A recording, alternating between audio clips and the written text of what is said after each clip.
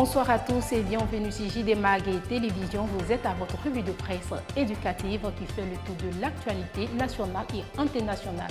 Voici les principaux titres à la une. La ministre Mariatou Koné renforce les structures du MENA en véhicules et équipements. Enseignement technique, ouverture de la 5e édition des Olympiades des métiers 2025 avec 28 métiers représentés. Et à l'international, le ministre Jacques Sostène Dengara a présenté le budget 2026 de son ministère estimé à 403 milliards de francs CFA. Et dans la partie littéraire, Ange Dago vous présentera l'œuvre La Voix de ma rue de Sylvain Keanzo, paru en 2002. C'est tout pour les titres. Restez avec nous pour plus de précisions.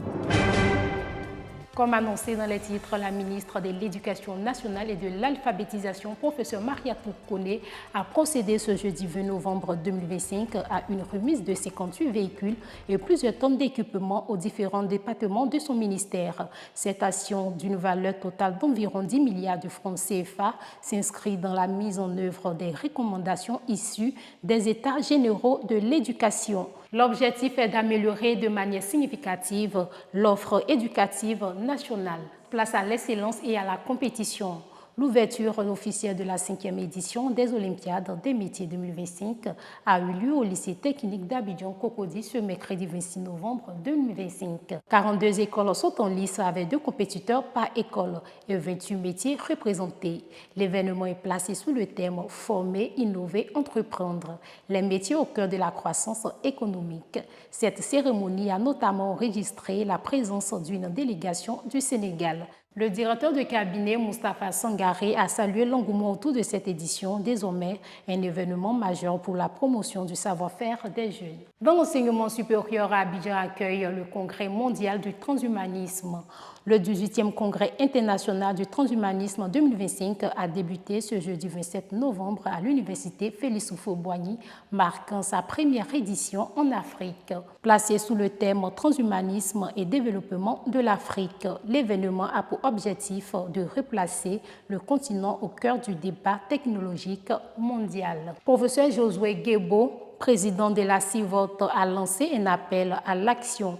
L'Afrique doit cesser d'être une terre de consommation pour devenir une terre de création et de l'innovation technologique.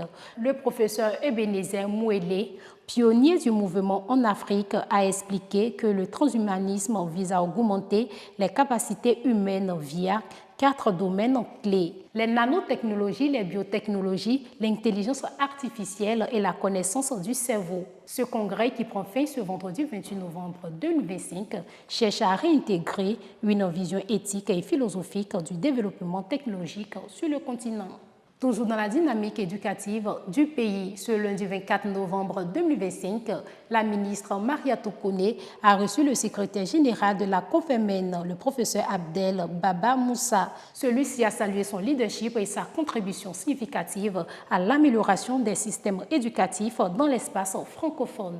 Au nom du ministre Nguessan Kofi, ministre de l'Enseignement technique, de la formation professionnelle et de l'apprentissage, Mme Yaouka Kourita, directrice générale de l'apprentissage et de la formation continue, a ouvert un atelier consacré au bilan du comité technique d'apprentissage, à la révision des tests réglementaires et aux mesures fiscales incitatives pour les entreprises. Le ministère de l'Enseignement supérieur intensifie la sensibilisation sur les exigences strictes du visa américain. Une vaste campagne a été organisée ce mardi 25 novembre 2025 à l'université Félix Houphouët-Boigny portant sur les bonnes pratiques avant et après l'obtention du visa. Ceci nous conduit à l'actualité internationale.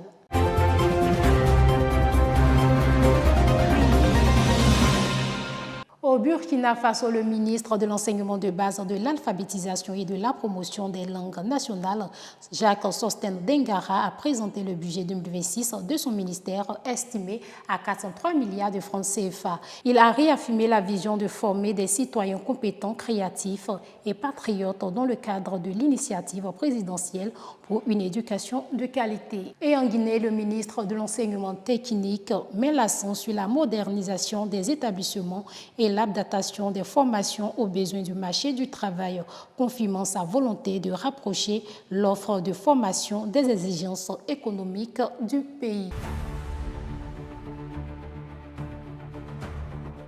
De retour en Côte d'Ivoire pour parler des armées et concours, ce qui est bon à savoir, l'Institut national de formation des agents de santé INFAS a accueilli ce samedi 22 novembre 2025 les examens de certification de fin d'année. Au total, 12 396 étudiants de la 3e année ont été engagés dans cette évaluation nationale à travers les différentes antennes de l'INFAS sur tout le territoire. Ces examens concernent plusieurs filières, notamment infirmières diplômées d'État, sages-femmes, maïeuticiens, techniciens supérieurs de santé, auxiliaires de santé. Le représentant du ministre de la Santé, de l'Hygiène publique et de la couverture maladie universelle, Pierre Ngundemba, les encourageait à faire preuve de discipline, de rigueur et d'intégrité en leur demandant de tourner dos à la facilité et à la tricherie et de s'appuyer sur les compétences acquises durant leur formation. À présent, l'espace littéraire avec Ange Dago.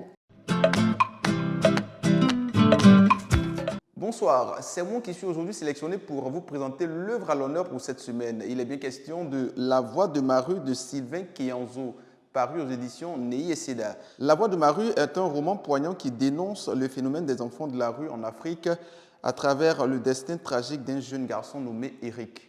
Dans la paisible ville de Mans, le petit Eric et ses siens vivaient et menaient une vie tranquille. C'est la famille idéale où enfants et parents se préoccupent les uns des autres dans un bonheur parfait, mais un cruel destin va briser cette harmonie familiale. C'est d'abord la mère d'Eric qui fait un accident mortel. Incapable de supporter ce tragique événement, son père sombre dans l'alcool. La famille se délite, l'enfant est abandonné, progressivement poussé dans la douleur, la pauvreté, l'injustice et la souffrance. Eric plonge dans l'univers impitoyable de la rue. Il côtoie des enfants comme lui, orphelins, abandonnés, marginalisés, qui luttent pour survivre. Ce roman, il faut le noter, dépeint de manière réaliste et émouvante l'univers chaotique des enfants de la rue, la pauvreté, la faim, la brutalité et l'injustice sociale. Malgré ces épreuves, Eric fait preuve de courage et de résilience. Il trouve donc du réconfort dans ses amitiés avec d'autres enfants de la rue. Il faut donc le noter, cette œuvre s'achève sur une note d'espoir, invitant le lecteur à la solidarité et à une prise de conscience face à ce fléau. Ce roman enseigne surtout qu'il ne faut jamais juger une personne sans connaître son histoire. Voici donc une citation tirée de cette œuvre qui vous fera énormément de bien. Mais la vie, c'est tout un tas de surprises.